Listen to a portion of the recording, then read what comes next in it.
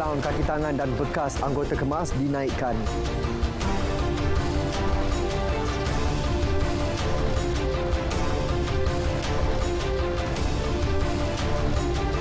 Final Piala FA Terengganu umum 11 September cuti peristiwa.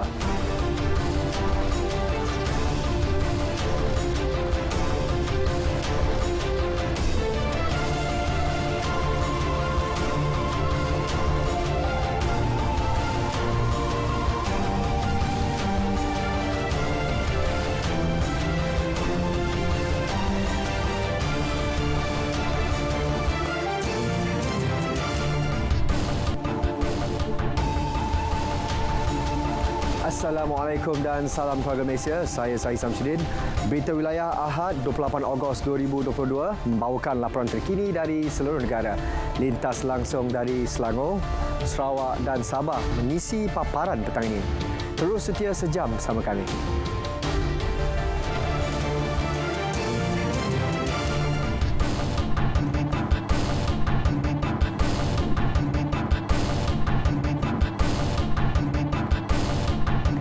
Berita wilayah kita mulakan dengan detik bersejarah buat keluarga Malaysia. Beregu lelaki utama negara Aaron Chia Soh Woo Yik dinobatkan sebagai juara dunia di Kejohanan Badminton Dunia 2022 di Tokyo, Jepun hari ini. Lebih manis, ia hadir beberapa hari sebelum negara menyambut Hari Kebangsaan ke-65 pada 31 Ogos ini. Dilakukan Koo Kin Kiat Tan Boon Heong pada edisi 2010 di Paris. Pencapaian terbaik Aaron Woo Yik yang juga pemenang pingat gangsa Sukan Olimpik Tokyo 2020 dalam kempen kejohanan dunia adalah beraksi di pentas suku akhir pada edisi 2018 di Nanjing, China.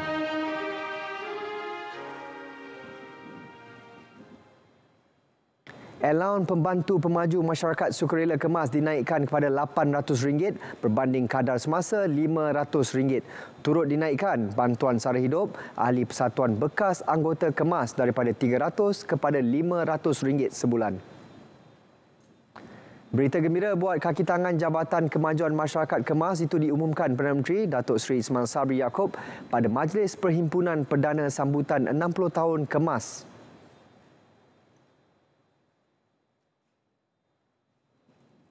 Pembantu PM ya, yang allowance mereka hanya RM500. Hari ini saya bersetuju meluluskan dinaikkan ke RM800 demi mengenang jasa pebekam. Seramai 4,423 orang, saya setuju untuk menaikkan bantuan sara hidup kepada RM500 sebulan. Turut diperuntukkan RM8 juta bagi program digitalisasi melibatkan 800 tabika kemas seluruh negara. Dalam pada itu, Jabatan Perkhidmatan Awam turut diminta mempertimbang beberapa cadangan bagi menghargai jasa kaki tangan kemas. Antaranya pelantikan ke jawatan tetap bagi pegawai kontrak berkhidmat lebih 10 tahun dan kelonggaran syarat ke jawatan tersebut. Turut disyorkan kenaikan grade.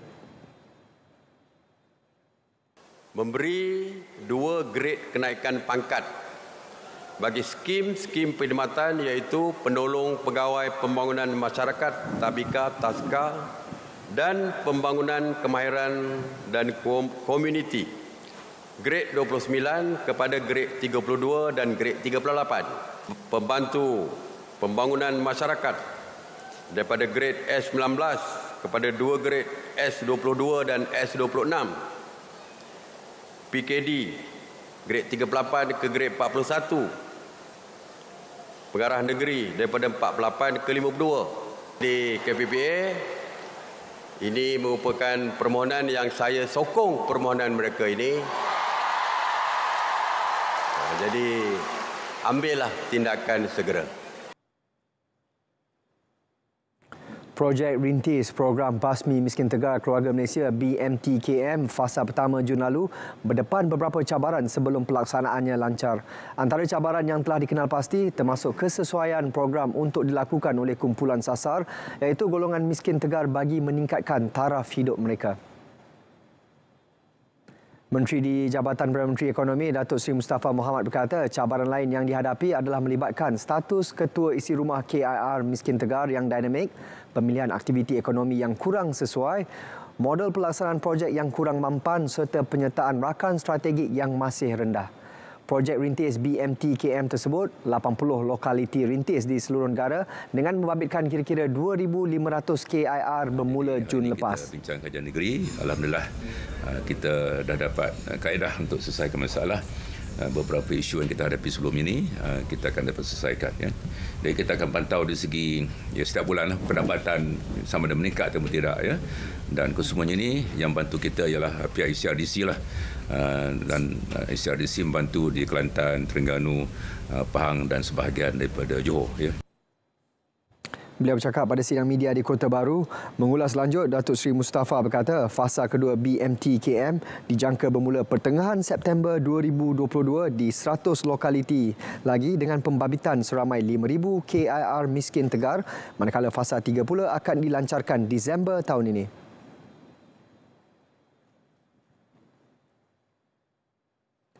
Jumlah pelajar lepasan Sijil Pelajaran Malaysia SPM dan Sijil Tinggi Persekolahan Malaysia STPM yang tidak mahu menyambung pelajaran boleh merencatkan hasrat Malaysia negara berteknologi tinggi menjelang 2030.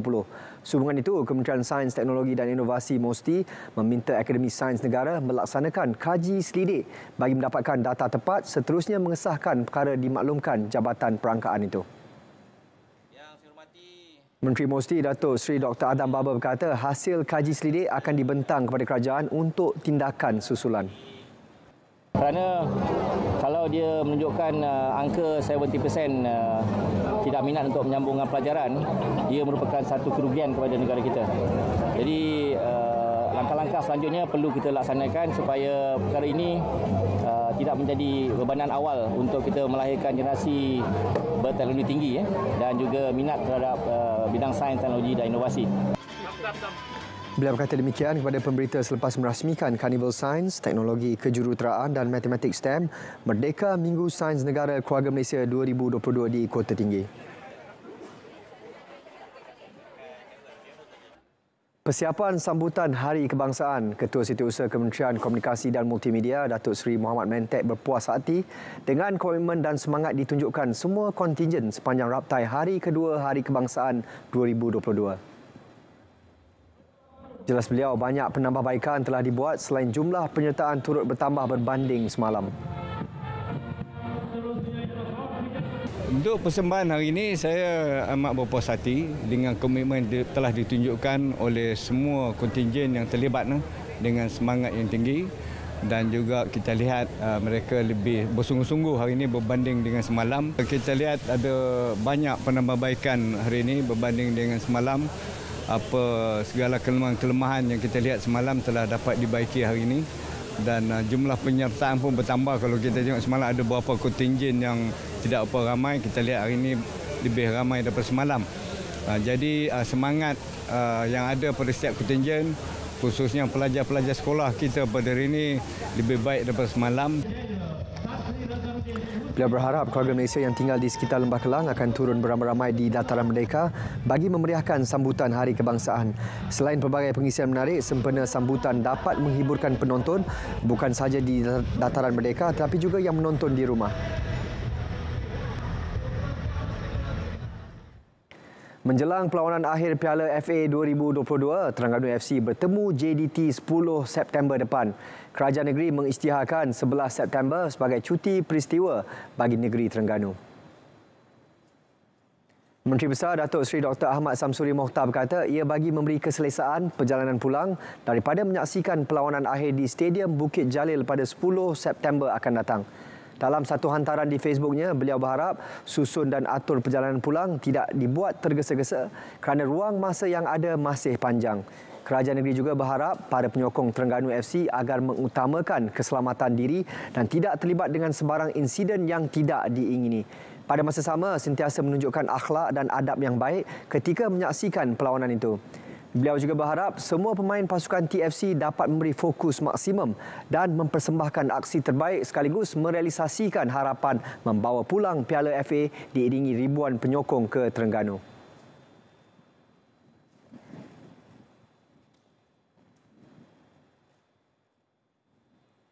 Pertandingan Bintang P. Ramlee peringkat Zon Selatan akan berlangsung malam ini di Auditorium Permatasari RTM Johor.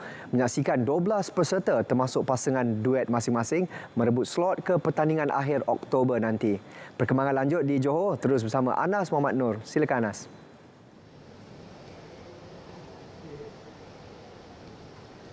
Ya, saya terima kasih. Beberapa jam saja lagi akan berlangsungnya pertandingan Bintang P. Ramlee peringkat Zon Selatan yang akan berlangsung di Auditorium Permatasari RTM Johor ini, dan menyaksikan 12 peserta termasuk pasangan duet masing-masing merebut satu slot untuk ke pertandingan akhir yang dijangka berlangsung di Kuching, Sarawak pada Oktober nanti. Dan petang ni saya bersama dengan orang kuat ataupun penerbit bagi pertandingan ini, DJ Azura. Azura, terima kasih sudah meluangkan masa. Jadi kita nak cerita sikit tentang persiapan untuk menjayakan pertandingan ni. Okay, terima kasih Anazem.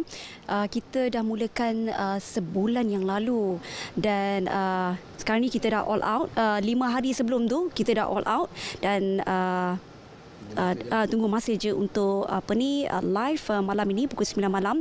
Tapi apapun dari segi persiapan yang sebelum ini kita dah laksanakan, termasuklah musician, pesertanya of course, penari, persembahan mereka, juri, kemudian prop, konsep.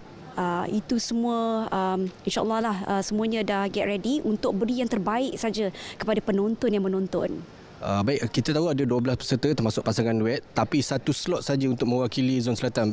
Pemilihan untuk mewakili Zon Selatan nanti, kriteria apa yang dicari dan juga berapa ramai penjuri terlibat malam ni? Okey, sudah tentunya kita mencari sepersis Tan Sri P. Ramlee, okey. Walaupun tak sama tapi serupa, walaupun tak serupa, sama sikit tu tetap ada lah dari segi lontaran vokalnya, suaranya, wajah mereka, pemakaian, persembahan, itu yang akan dinilai oleh 5 orang juri kita. Juri kita wakilnya dari Melaka, Negeri Sembilan, Johor, seorang artis popular, kemudian dari ketua juri dari Rentak 50 Kuala Lumpur.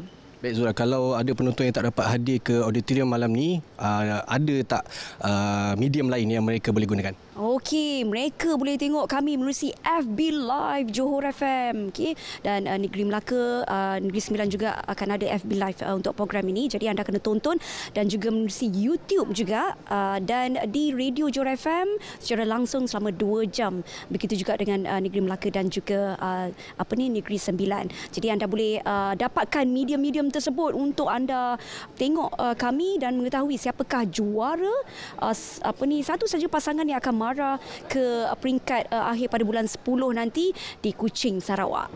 Terima kasih Zura sudah meluangkan masa. Semoga berjaya program pertandingan malam ni. Jadi sekali lagi nak ingatkan kepada mereka yang tak dapat hadir ke auditorium, jangan susah hati kerana kita ada sediakan medium lain, saluran YouTube Johor FM dan juga FB Live Johor FM selain siaran langsung di stesen radio Johor FM. Jadi bagi mereka yang menonton di FB Live dan juga YouTube, jangan lupa tekan butang share.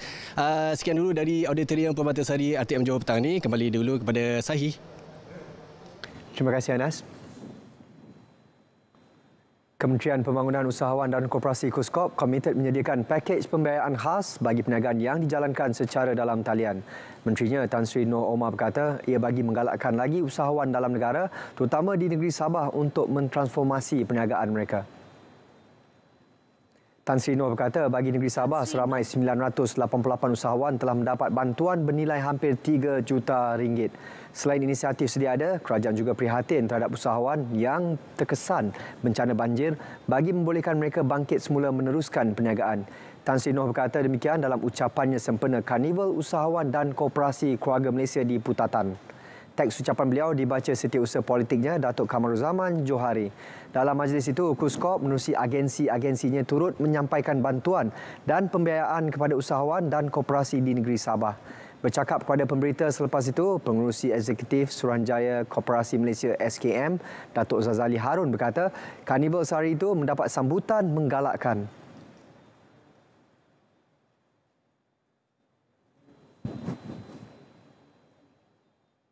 Hari ini saya nampak dapat sambutan yang meriah daripada masyarakat setempat, khususnya usahawan-usahawan dan gerakan koperasi. Saya nampak tadi bila agensi, ketua-ketua agensi datang di dalam majlis ini, kalau ada isu-isu masalahan boleh diselesaikan segera. Sementara itu, penerima bantuan menzahirkan rasa terima kasih atas bantuan berkenaan. Jadi kami dengan dana yang telah diberikan pada kali ini, kami akan mampu memenuhi keperluan anggota-anggota di segi pinjaman tersebutlah. Demi orang kata untuk kesejahteraan anggota-anggota koperasi itulah. Ya, jadi kami memang sangat-sangat bertuah dan sangat gembira pada hari ini kerana telah mendapat bantuan sedemikian dari pihak kerajaan. Saya berasa sangat bersyukur dan alhamdulillah kena dapat bantuan daripada kerajaan agar kami dapat menjalankan segala aktiviti kebajikan asnaf Zahra Sabah untuk para asnaf. Seperti biasa, sebelum ke perkembangan lain, kita ikuti dahulu perkembangan cuaca semasa di seluruh negara bersama Pegawai Met Malaysia, Khairuddin Nisa Samsudin. Assalamualaikum dan salam sejahtera. Baiklah, kita mulakan laporan pada petang ini dengan melihat lebih dahulu paparan imej Gemar Radar bagi tinjauan cuaca yang terkini. Dapat dilihat, hujan serta ribut petir sedang berlaku di satu dua tempat melibatkan negeri Selangor dan juga negeri Sembilan serta di kebanyakan tempat di negeri Perak, Kelantan, Terengganu, Pahang dan juga di negeri Johor. Dan keadaan hujan serta ribut petir ini dijangkakan boleh berlarutan sehingga ke tengah malam nanti. Bagi ramalan esok pagi pula, jangkaan Met Malaysia menjangkakan keadaan hujan serta ribut petir akan lebih tertumpu di bahagian perairan Selat Melaka ini, dan jangkaan kami untuk kawasan daratan, tiada hujan yang akan terjadi di kawasan daratan di semenanjung Malaysia pada esok pagi. Di negeri Sabah dan juga di negeri Sarawak pula, dilihat hujan serta ribut petir lebih tertumpu di bahagian barat negeri Sarawak, yang mana keadaan ini dijangkakan boleh berlarutan sehingga ke awal malam nanti. Manakala hujan sedang berlaku di satu dua tempat melibatkan kebanyakan bahagian di negeri Sabah, dan keadaan ini dijangkakan boleh beransur reda menjelang ke awal malam nanti. Bagi ramalan sebelah pagi esok pula, Met Malaysia masih lagi tidak menjangkakan keadaan hujan di bahagian pantai barat dan juga pedalaman di negeri Sabah. Sebaliknya, ianya akan lebih tertumpu di bahagian wilayah Persekutuan Labuan di negeri Sabah serta boleh meliputi di bahagian utara dan juga tengah bahagian negeri Sarawak. Dan keadaan ini dijangkakan boleh berlarutan sehingga ke pagi esok di negeri Sarawak, yang mana ianya akan lebih membawa ke arah baratan dari tengah sehinggalah ke barat negeri Sarawak, dan juga akan berlaku hujan serta petir di bahagian Tawau negeri Sabah. Baiklah, sekian sahaja informasi cuaca buat kali ini. Perlu diingatkan, keadaan hujan serta ribut petir ini boleh menyebabkan banjir, terutama di kawasan yang berkedudukan rendah. Oleh itu, orang awam diminta untuk sentiasa berwaspada dengan sebarang kemungkinan banjir yang boleh berlaku. Saya Khairuddin Nisa Samsudin. Assalamualaikum.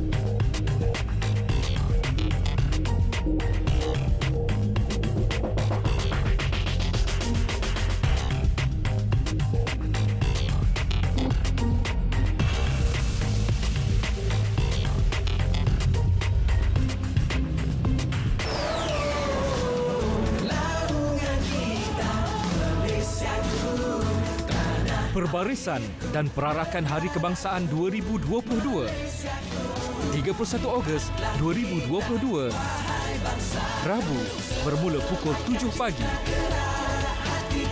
bertempat di Dataran Merdeka Kuala Lumpur.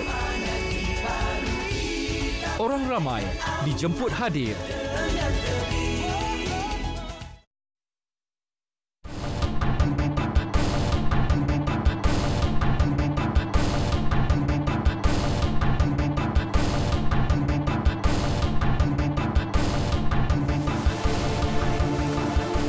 Fokus Negeri di bawah Bayu petang ini, bajet 2023 perkukuh daya tahan sosioekonomi dan kepentingan rakyat.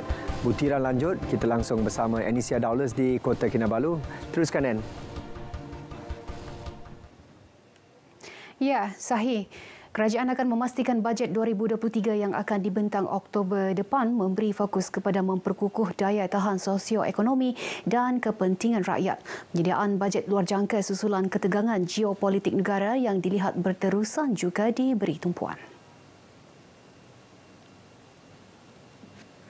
Timbalan Menteri Kewangan II, Yamani Hafiz Musa mengalu-alukan orang ramai untuk mengemukakan cadangan dengan melayari laman sesawang Kementerian Kewangan Malaysia, MOF.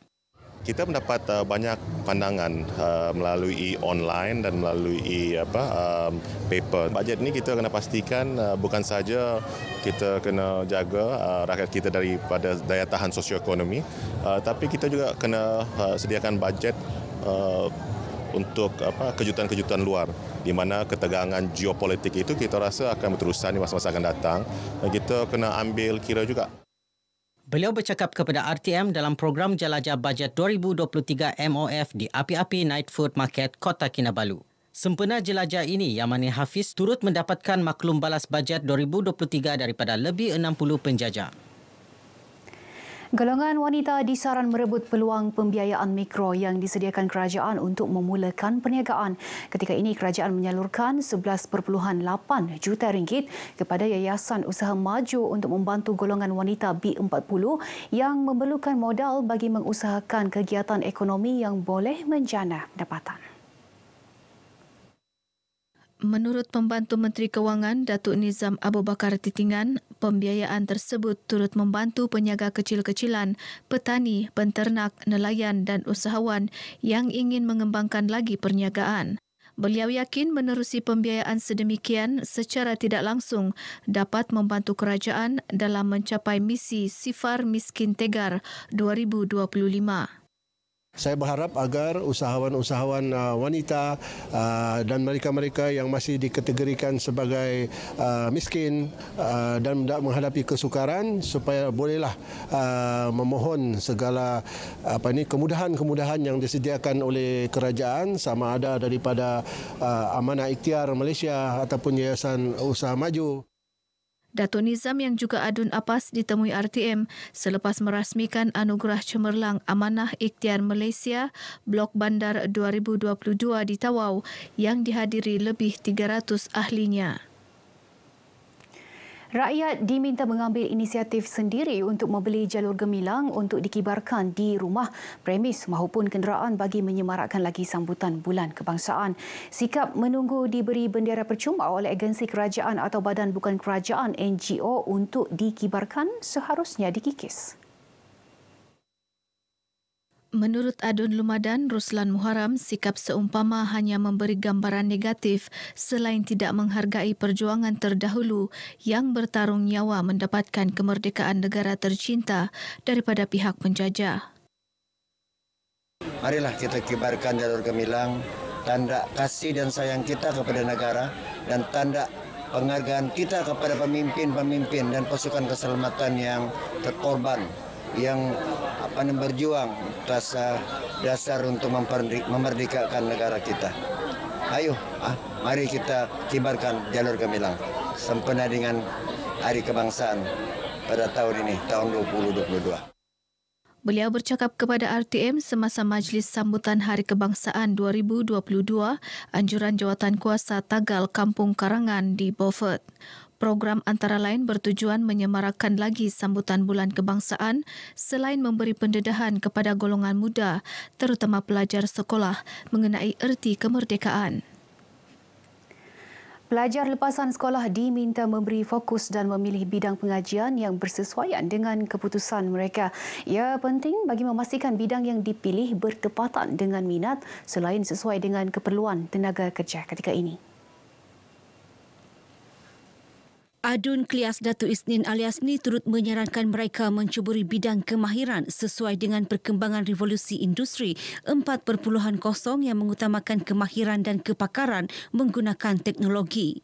Saya mihanlah kepada para pelajar supaya selepas daripada sekolah ini mereka fokus kepada bidang yang mereka yang caburilah sesuai dengan keputusan mereka. Tapi kalau ada yang tidak berjaya masuk dalam pengajian tinggi, saya sarankan mereka jangan susah hati. Kerana banyak ruang, banyak bidang lagi yang boleh kita terajui. Banyak lagi di kawasan kita. Antaranya bidang oil and gas, di mana memerlukan kepakaran kepada anak-anak. Datuk Isnin bercakap kepada RTM selepas Majlis Apresiasi Sekolah Menengah St. John Beaufort. Majlis bertujuan memberi pengiktirafan dan penghargaan kepada guru dan pelajar dalam menjayakan sesi pengajaran dan pembelajaran sehingga merekodkan pencapaian cemerlang meskipun 2 tahun berdepan pandemik COVID-19. Terdahulu dalam majlis berasingan, Datuk Isnin turut melawat program Hari Terbuka Pejabat Pendidikan Daerah Beaufort di Dewan Pak Musa Beaufort.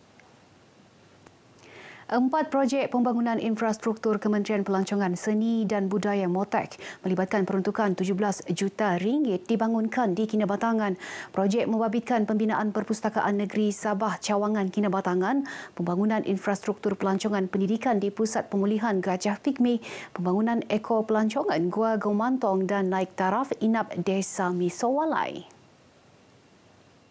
Ketua Setiausaha MOTEK, Datuk Saraya Arbi memaklumkan pembangunan eko pelancongan di Gua Gomantong sedang dalam pelaksanaan manakala naik taraf infrastruktur inap Desa Misowalai di peringkat reka bentuk Jabatan Kerja Raya. 2 lagi projek sedang berjalan dan kemungkinan besar akan siap mengikut apa yang dirancang.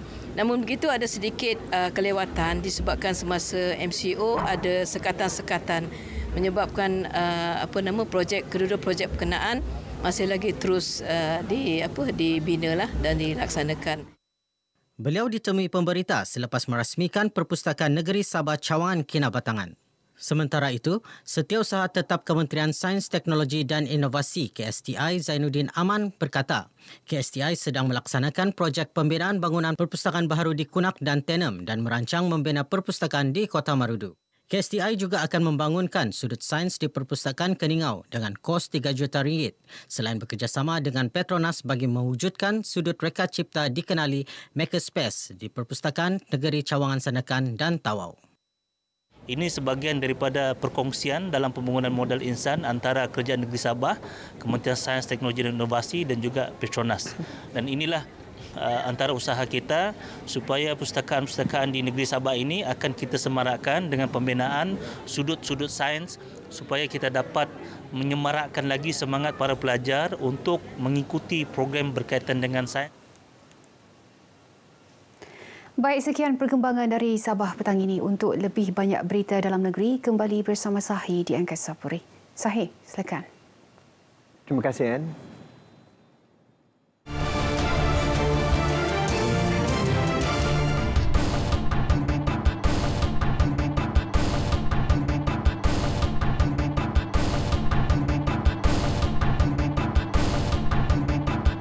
Kita ke Bumi Kenyalang. Antara fokus hari ini ialah mengenai usaha kerajaan dalam program imunisasi COVID-19 kebangsaan sepanjang pandemik tersebut di Sarawak. Untuk perinciannya, kita terus bersama Buma Win di Kuching. Silakan Buma. Baik, terima kasih Sahi. Kerajaan Sarawak telah membelanjakan sejumlah 300 juta ringgit untuk operasi vaksinasi penduduk di negeri ini.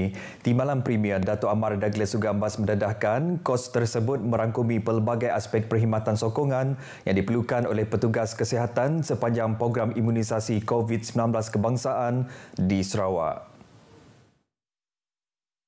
Datuk Amar Douglas menjelaskan ketika itu keutamaan Sarawak dalam menyelamatkan nyawa rakyat dengan memberikan vaksinasi secepat mungkin kepada seramai mungkin penduduk di negeri ini. Tambahnya, dana yang diluluskan oleh Premier Sarawak Datuk Patinggi Tan Sri Abang Johari Tun Openg itu digunakan untuk membiayai kos pengangkutan darat, udara dan air, terutamanya untuk penghantaran vaksin ke kawasan-kawasan pedalaman. Selain itu, turut ditanggung oleh kerajaan negeri adalah kos penubuhan hospital medis Medan, pusat kuarantin dan rawatan COVID-19 dan kos kuarantin di hotel untuk penduduk yang tiba ke Sarawak sepanjang pandemik COVID-19.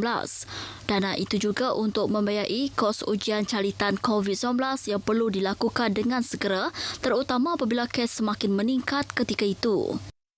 In September 2021, if I'm not mistaken, kes kita sampai 5,000 cases satu hari. That mean the testing banyak. That mean kalau satu orang positif, at least 10 close contact.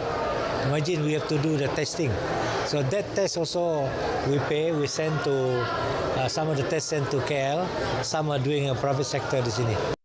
Beliau ditemui media selepas menghadiri majlis apresiasi petugas Barisan Hadapan Zon Tengah Sarawak di Sibu. Katanya tanpa dana yang besar itu, program vaksinasi Sarawak pastinya akan berjalan perlahan, terutama untuk penduduk yang tinggal jauh di luar bandar dan pedalaman. Dalam ucapannya, beliau turut merakamkan penghargaan kepada semua petugas Barisan Hadapan yang telah menunjukkan kerjasama yang baik sepanjang usaha Sarawak memerangi COVID-19.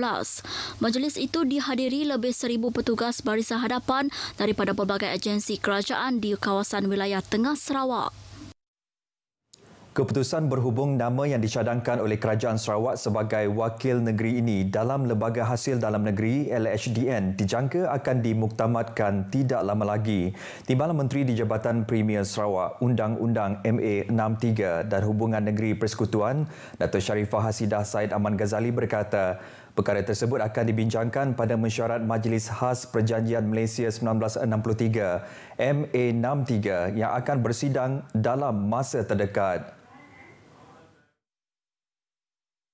Datuk Sharifah Hasidah menjelaskan Sarawak sebelum ini menamakan Setiausaha Kewangan Negeri Datuk Seri Dr. Wan Lizosman Wan Omar untuk diletakkan sebagai wakil negeri dalam Ahli Lembaga Pengarah LHDN.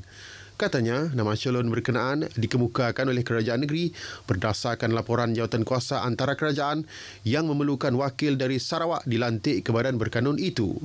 Beliau memberitahu demikian kepada pemberita selepas merasmikan penangguhan program pemerkasaan wanita 2022 di Kuching.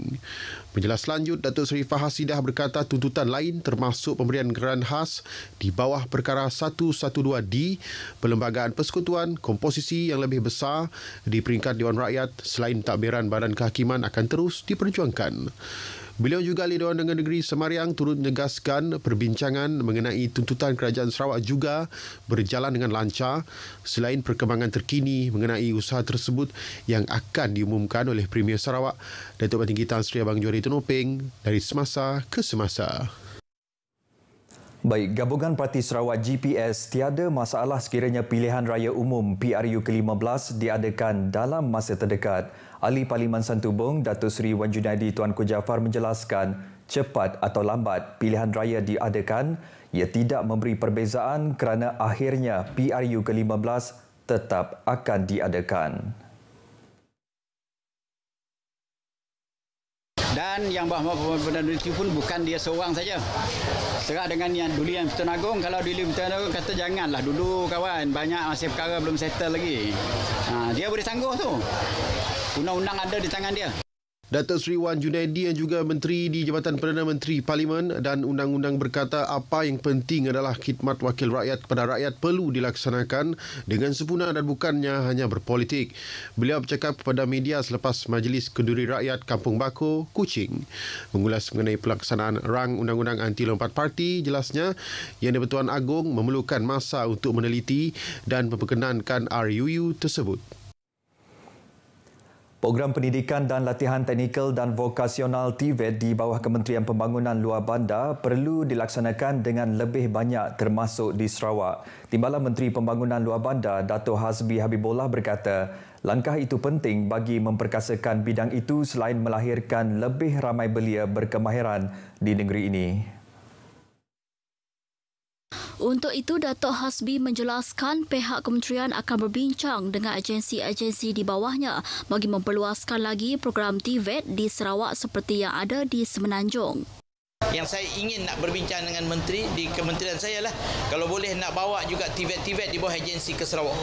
Itu yang hajat saya.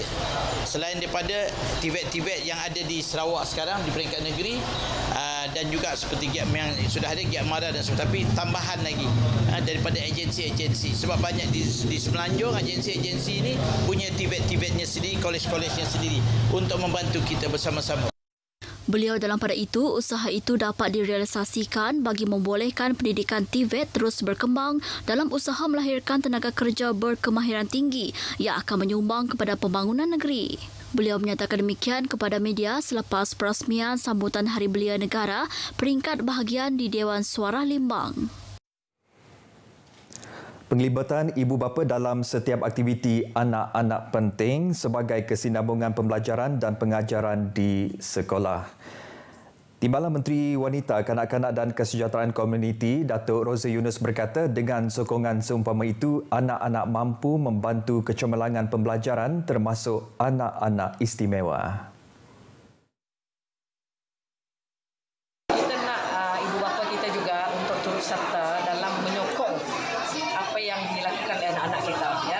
Menyokong apa yang dididik di sekolah, so ada kesinambungan dengan di rumah. Beliau berkata demikian selepas merasmikan Festival Kanak-kanak Sarawak 2022 di Pustaka Sarawak Miri. Beliau teruja dengan penglibatan memberangsangkan daripada ibu bapa dan kanak-kanak dalam festival itu yang diadakan secara fizikal selepas diadakan secara maya 2 tahun lepas akibat wabak COVID-19. Beliau juga berkesempatan melawat gerai aktiviti jualan oleh kanak-kanak dan pelbagai ruangan disediakan untuk membantu kanak-kanak memahami kepentingan pelbagai bidang termasuk penulisan, penceritaan, seni dan saintis dan teknologi terkini. Baik saudara, sekian berita dari Sarawak. Kita kembali bersama Sahi di Angkasa Puri. Silakan Sahi. Terima kasih Ibu Ma.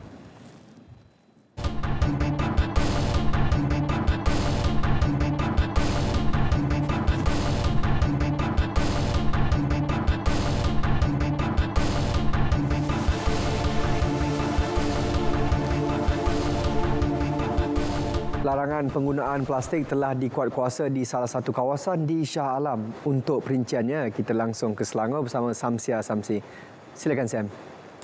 Baik, terima kasih Syahir. Saudara, anda dilarang menggunakan beg plastik sekali guna, bekas makanan dan minuman plastik atau alatan pakai buang plastik di Vista Alam Seksyen 14 Shah Alam. Ini selepas kawasan tersebut dipilih Majlis Bandaraya Shah Alam MBSA sebagai perintis kawasan komuniti bebas plastik sekali guna. Ia merupakan gerak kerja menerusi projek tindakan kolaborasi terhadap pencegahan penggunaan plastik sekali guna di Asia Tenggara melalui kerjasama Malaysia Jerman. Menurut Pengarah Jabatan Pengurusan Sisa Pepejal dan Pembersihan Awam MBSA, Muhammad Azmi Amir Khan, projek tersebut inisiatif mendidik masyarakat berhubung kesan penggunaan jangka panjang bahan itu kepada alam sekitar. Penghuni dan peniaga di Vista Alam perlu mematuhi larangan tersebut yang dikuatkuasa 15 Jun lalu. Kita nak menyediakan satu plan tindakan hala tuju. Bagaimana kita nak menjadikan satu lokasi ini panduan bagaimana peniaga, penduduk, pengunjung berkenaan dengan kawalan pengurangan kepada penggunaan plastik sekali guna ni. Dan yang kedua, kita cuba untuk meningkatkan lagi kesedaran dan juga pendidikan dan juga makluman kepada peniaga, penduduk, pengunjung berkenaan dengan apa itu plastik sekali guna dan juga kesan-kesan penggunaan plastik sekali guna kepada alam sekitar. Beliau berkata demikian selepas meninjau premis perniagaan di Vista Alam Seksyen 14 Shah Alam. Pemasangan bendera di premis atau kenderaan menjadi antara inisiatif meraihkan sambutan Bulan Kebangsaan. Selaras itu, Pertubuhan Badan Bukan Kerajaan NGO Selangor tampil mengagihkan jalur gemilang untuk dipasang pada kenderaan bagi menyemarakkan sambutan Hari Kebangsaan 2022. Menurut Naib Pertubuhan NGO Selangor, Ali Zakaria, program itu sebahagian usaha menanam semangat patriotik dalam kalangan keluarga Malaysia di samping merancakkan sambutan selepas lebih 2 tahun dilanda COVID-19. Selama 2 tahun disebabkan pandemik COVID-19, kita tak dapat sambut Hari Kemerdekaan dengan begitu meriah. Tapi tahun ni alhamdulillah kita dapat sambut Hari Merdeka yang ke-65. So dengan izin Allah, hari ini kita edarkan bendera sebanyak 1,001 helai bendera di Tol Kesas, Kota Kemuning. Dan kita tengok sambutan tahun ni insya-Allah lah kan dapat meriah lagi lah. 1,000 jalur gemilang diagih kepada pengguna jalan raya di Plaza Tol Kota Kemuning, Shah Alam.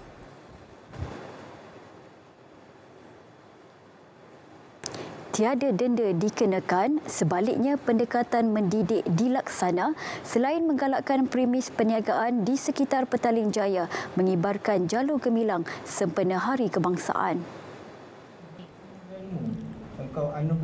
Datuk Bandar Petaling Jaya MBPJ Muhammad Azhan Mat Amir menjelaskan notis makluman mengenai pemasangan bendera sudah diserahkan kepada pemilik premis perniagaan di kawasan tersebut. Kita belum ambil apa-apa tindakan, tetapi insyaAllah untuk tahun yang akan datang kita akan pergi ke arah itu. Sekarang ni kita minta menggalakkan sahaja. Tetapi alhamdulillah kalau dengan kaedah galakan sambutan itu baik, maka saya rasa tak perlu untuk kita mengambil sebarang tindakan.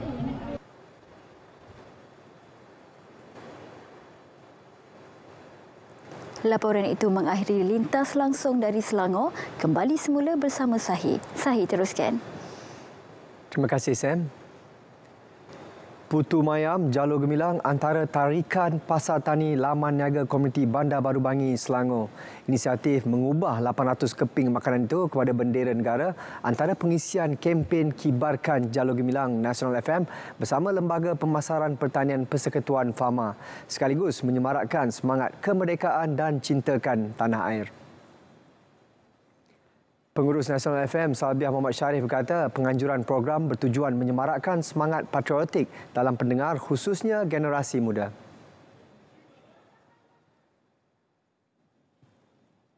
Kita mengharapkan bahawa semangat ini semakin meningkat naik dalam generasi muda dan juga dalam yang tua tu menurunkan lagi semangat mereka kepada menyebarkan semangat mereka kepada generasi-generasi muda ni, sebab dengan pertandingan dengan menyanyikan lagu patriotik beramai-ramai ini membuatkan kita semua merasa sangat berbangga menjadi anak Malaysia. Bagi Timbalan Ketua Pengarah Operasi Fama Abdul Rashid Bahri, kerjasama strategik Sumpama ini dapat diteruskan sebagai media mempromosikan pasar tani di seluruh negara. Program pada pagi ini kita namakan Semarak Kemerdekaan Peringkat Negeri Selangor. Dan untuk makluman semua, kita ada 48 pasar tani di seluruh negeri Selangor. Dan pada hari ini dan pada minggu ini, kita bersama-sama memeriahkan sambutan Hari Kemerdekaan. Dan sekali lagi saya ucapkan ribuan terima kasih dan julung kalinya kita Fama bersama dengan National FM untuk bersama-sama meriahkan sambutan Hari Kemerdekaan dan juga untuk mempromosikan pasar tani kita. Dan saya berharap kerjasama strategik ini akan diteruskan di untuk masa-masa hadapan secara win-win situation lah. Fama turut memberikan potongan harga antara 5 hingga 20% kepada para pengunjung pasar tani sempena sambutan kemerdekaan negara. Saya bagi pihak pengurusan Fama dan juga rakan-rakan Fama seluruh Malaysia ingin mengucapkan selamat menyambut Hari Kemerdekaan 2022. Merdeka, merdeka, merdeka. Hai, Assalamualaikum. Kami 3 suara dari Nasional FM sentiasa di hati. Saya Diana Wai. Saya Sonic Hussein. Dan saya Nazri Fahmi. Kami ingin mengucapkan Selamat Hari Kebangsaan 2022. Hai, saya Zura. Saya Odi Petra, nama sebenar Rosli bin Omang. Saya Rani Sadri. Dan saya AJ Alia Jalani. Kami penyampai Radio Nasional FM ingin mengucapkan Selamat Hari Kebangsaan dan Hari Malaysia 2022. Keluarga Malaysia teguh bersama. Permainan bola sepak dalam padang bersaiz kecil atau mini football kini kian mendapat tempat di kalangan masyarakat. Jika diberi perhatian, sewajarnya ia dilihat bakal menjadi antara sukan yang mampu membawa nama negara ke pesada antarabangsa. Naib Presiden Mini Football Malaysia Suhaimi Abdullah berkata permainan yang dimainkan 6 sepasukan ini didefinisikan sebagai bola sepak dalam kumpulan kecil sesuai dimainkan oleh segenap peringkat umur terutamanya pelajar sekolah. Kita nak popularkan permainan ini. Kita lihat kalau menjadi seorang pemain berbakat, esok-esok mewakili negara, dia punya asas permainan ini grassroots mesti ada. Okey, itulah sebabnya mini football menjadi objektif utama. Kita nak popularkan permainan ini supaya anak-anak yang berada di luar sana ini berminat dan juga dapat berlatih dengan skill-skill yang tertentu daripada peringkat umur yang rendah lagi. Beliau berkata demikian pada majlis pelancaran Mini Football Malaysia di Shah Alam.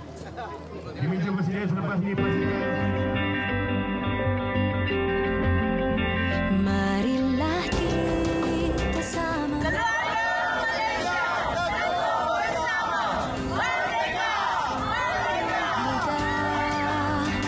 Bagai surya berseri nanti. General Malaysia di Mumbai ingin mengucapkan selamat Hari Kemerdekaan yang ke-65. Merdeka! Merdeka!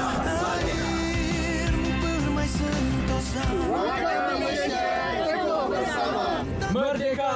Dalam kemerdekaan keluarga Malaysia.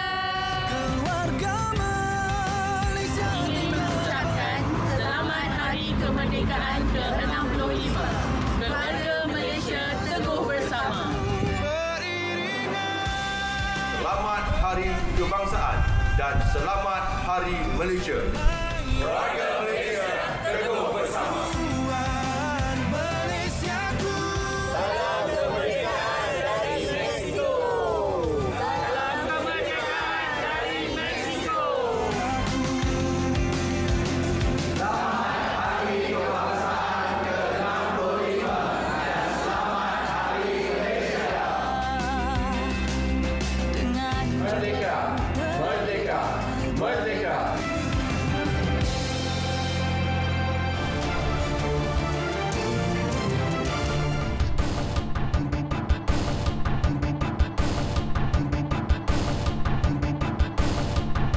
Kawasan pancing di Kuantan akan dinaik taraf dengan pelbagai potensi kemajuan menerusi projek pembangunan Pusat Pertumbuhan Desa PPD seliaan Perbadanan Kemajuan Negeri Pahang PKNP.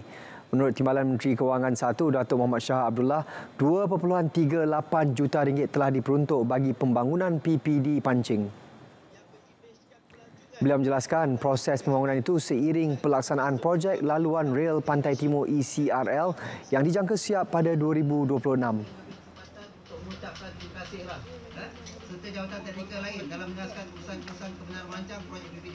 Memastikan pembangunan usahawan di kawasan luar bandar ini dapat kita susun kembali supaya mereka lebih berdaya saing bagi memenuhi keperluan yang ada pada hari ini dan keperluan pada masa akan datang. Dan sudah pasti projek pertumbuhan desa ini akan menjadi satu pintu masuk kepada Bandar Sungai Lembing, dan sudah pasti bila menjadi pintu masuk ini kita kena menyiapkan segala kemudahan bagi memastikan di pintu masuk ini lebih nampak meraihkan pelancong-pelancong yang akan bertambah bila siap sahaja projek jajaran kereta api elektrik Pantai Timur yang akan siap pada 2026. Beliau yang juga ahli Parlimen Paya Besar berkata demikian kepada media selepas merasmikan Majlis Pecah Tanah projek PPD Pancing di Kampung Atong, Pancing. Sambutan Hari Sungai Sedunia tahun 2022 peringkat Terengganu berlangsung di Bukit Bubus dan Sungai Dendong Besut. Program anjuran Jabatan Pengairan dan Saliran JPS Terengganu itu melibatkan penyertaan komuniti setempat termasuk pelajar institusi pengajian tinggi terdekat. Menurut Pengerusi Jawatan Kuasa Infrastruktur, Kemudahan Awam, Utiliti dan Teknologi Hijau Negeri, Dr. Mamat Putih, program bertujuan memupuk semangat tanggungjawab bersama antara pihak kerajaan dan rakyat. Selain memastikan persekitaran lestari dan meningkatkan kesedaran penjagaan sungai. sungai yang menyebabkan pencemaran. Jadi program ini sudah tentu akan memeriahkan lagi suasana berkaitan dengan sumber air dan juga penjagaan kepada sungai, dan juga pentingnya kita melibatkan komuniti, rakyat dan sebagainya di dalam menjaga kepentingan sungai ini. Beliau berkata demikian selepas menyempurnakan program kutip sampah sambil riadah kuda dan sambutan Hari Sungai Sedunia peringkat negeri di Bukit Bubus.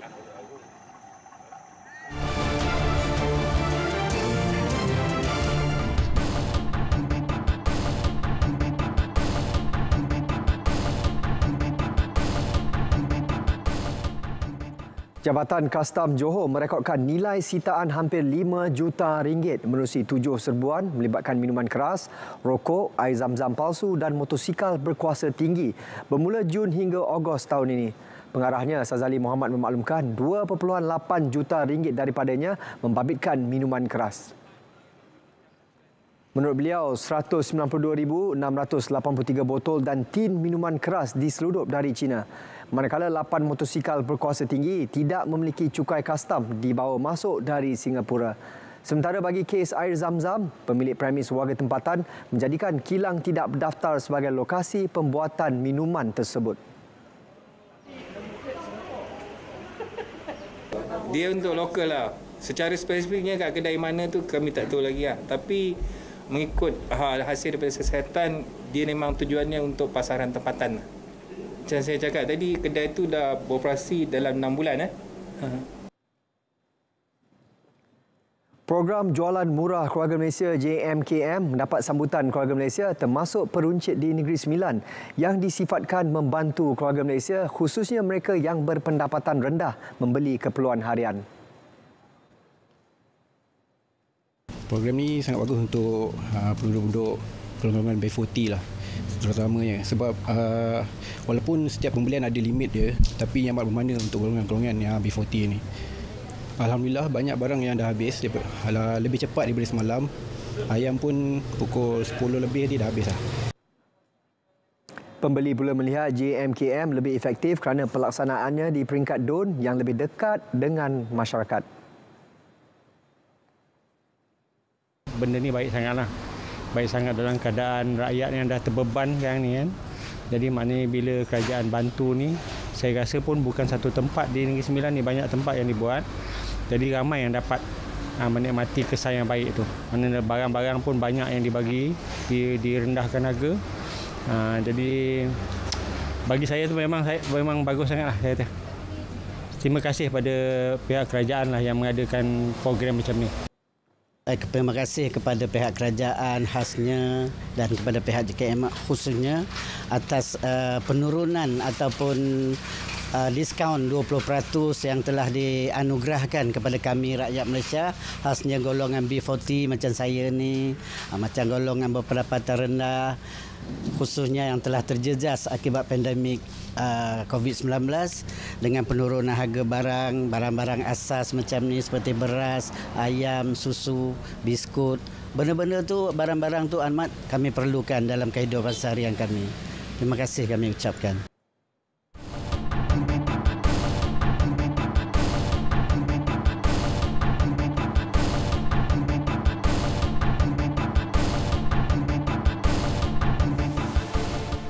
Program Jualan Murah Keluarga Malaysia JMKM di Perlis yang berlangsung sejak semalam mendapat sambutan menggalakkan.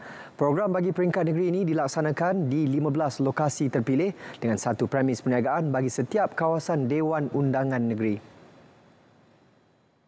Tinjauan RTM mendapati orang ramai mula memenuhi dua premis perniagaan terpilih iaitu Pasaran Simpang Jaya, Simpang 4 dan YPK Mart Tambun Tulang sejak awal pagi.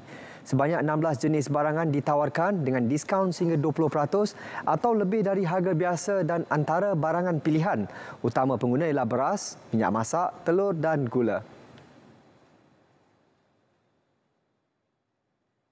Daripada kemarin di kawasan saya Dun Simpang 4 di Pasar Raya Simpang Jaya, harga barang-barang yang diturunkan melebihi 20% daripada harga yang sebenar.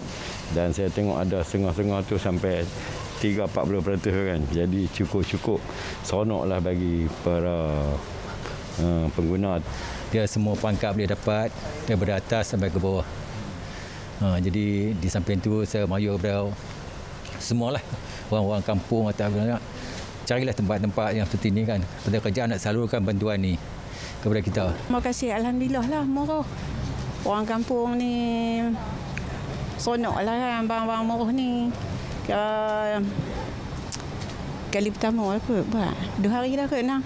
2 hari yang kedua. Terima kasih banyaklah pasal murah.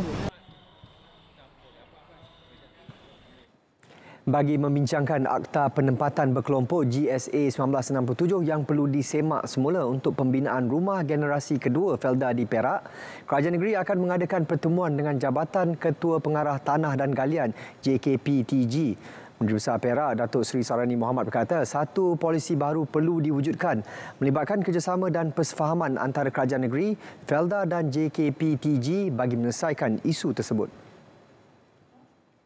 Jelas beliau antara punca permasalahan isu tersebut kerana semua kawasan Felda adalah di bawah GSA yang mempunyai geran berangkai antara tapak rumah dan kebun. Pertama, kita kena selesaikan GSA. Kena batalkan GSA. Lepas batalkan GSA, kena dirungkai tu, geran berantai tu. Di antara tapak rumah dengan kebun. Okey. Lot ladang dia, lot ladang dengan. Okey. Permintaan tadi supaya dibenarkan anak-anak membina rumah. Actually, tanah tapak rumah itu mencukupi untuk sebuah 2 buah rumah lagi. Tetapi kerana ada peraturan dalam GSA itu tidak membenarkannya, maka kita kena rongkai yang itu dulu. Berita Wilayah 28 Ogos 2022 berakhir di sini. Dapatkan perkembangan sahih sepanjang masa melalui portal berita.rtm.gov.my.